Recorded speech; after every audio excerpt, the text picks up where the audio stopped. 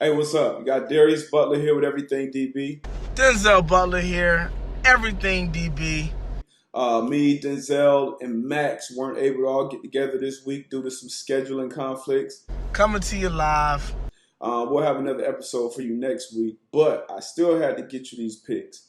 I went 2-2 the wild card weekend. I went 2-2 the divisional weekend. I'm trying to go 2-0 this championship weekend. It's really tough to call these games. It's football. That's why you line up and play them. You know, anything can happen. Big plays, injuries, anything can happen that can affect greatly the outcome of the game. A block punt, anything. But I'm going to get to these matchups. I'm going to tell you who I think has the edge as far as secondaries go, and then I'm going to pick my winners. Starting at AFC, got the Kansas City Chiefs. We got the Tennessee Titans. Tennessee Titans are coming off an unbelievable win.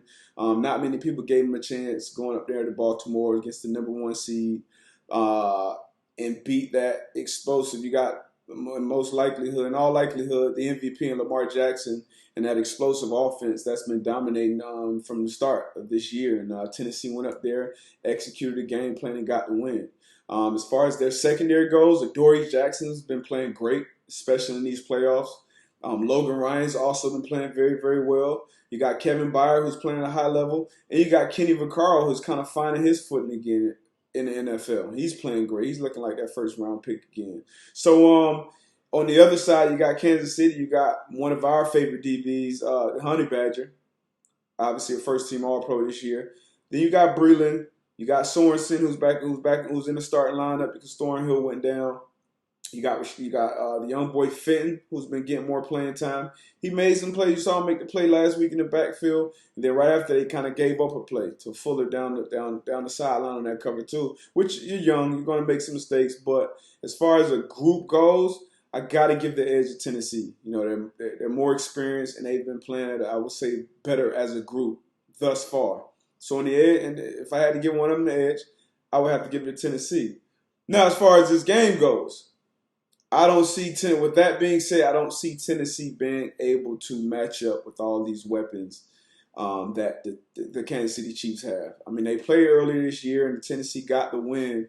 But to see that gear that this offense can be kicked into at any time, it's scary, man. You got Kelsey out there. You got who is a little banged up, so we'll see about that. You got Ty Hill.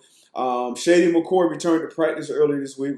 We'll see if he'll be out there Sunday. But Damian Williams been playing great out of the backfield. They had a lot of drops last week, but I think they fixed this week. But they're just too explosive. So I got to go with Kansas City as far as winning the game. I don't think Tennessee will be able to keep up, and I don't think once. I think the Chiefs will kind of get a 10, 14-point second half lead, and the Titans won't be able to turn around and hand that ball off to, Derrick Henry, have him lean on you for that whole second half. So I got to give the nod to Kansas City. In the AFC Championship, I like the Tennessee Titans to win. I think Logan Ryan and Adoree Jackson will handle those receivers on the outside, funneling everything to Bird in the middle. And I think that defensive matchup is going to be key in stopping Patrick Mahomes. I love Derrick Henry on the offensive side of the ball. I think he's going to be getting about 5 yards a clip before he even gets touched. And I just can't see them losing. So I'm going with the Tennessee Titans for my pick. On the other side, NFC, we got the 49ers and the Green Bay Packers, the 1 and 2 seeds, both coming off divisional round wins, obviously. And Green Bay's kind of slept on all year. 49ers kind of were dominant all year. They kind of tailed off towards the end. But to see that defense healthy again last week against the Minnesota Vikings, how they shut down those receivers, how they shut down Dalvin Cook, how they shut down that entire Vikings offense, that was scary to see for all the other teams that may have to play them. Because on the other side of that, on the offensive side for the 49ers, they can run that ball like few teams, and they have options in the pass game. Looking at the secondaries, though, you got Richard Sherman, veteran, all-pro, been in all the big games, right? This is nothing new to him. Showed up again last week with the interception. You got Jaquiski Tart, who's healthy and flying around again back there. You got Jimmy Ward who's flying around back there. You got guys who not only are flying around, but they know what they're doing within the realm of that defense. Within that zone defense, everybody knows where they need to be. You saw Quan Alexander make a return. He's healthy again. D Ford, he's healthy again. Obviously, a great pass rush is a great friend to a secondary. There's one guy who wasn't really carrying his weight. That's Witherspoon. He struggled a little bit, which happens in this league at times. He got replaced by Mosley, and it was kind of quiet for those receivers for the rest of the afternoon last week. So he'll probably be out there to start this game. Let's look at the other side real quick. You got Savage, young guy playing good, pretty good this year. Especially for a young guy.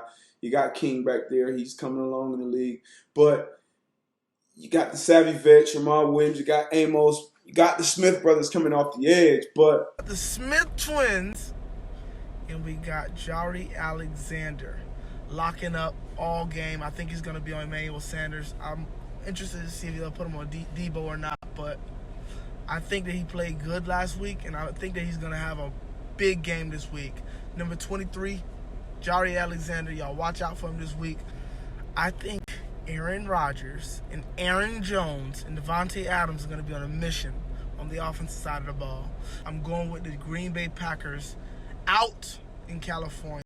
49ers has an offense that can kind of slow that pass rush down, which I don't think the pass rush should be able to help the Packers secondary much, and I think they kind of need that help to make the game-changing plays that they're going to need to win this game. And I just don't see them having the guy who would just say, you know what, Jair Alexander, he's the best guy back there, and if it's going to be him, it'll be him. But I just don't see that guy who say, that guy can change this game. So I got to give the edge to San Fran. They've been there, they're flying around, they're playing great, and then also I'm going to give the edge to San Fran to win the game as well. So my two winners are the Kansas City Chiefs and the San Francisco 49ers. You heard it here. Everything DB. I'll see y'all next week.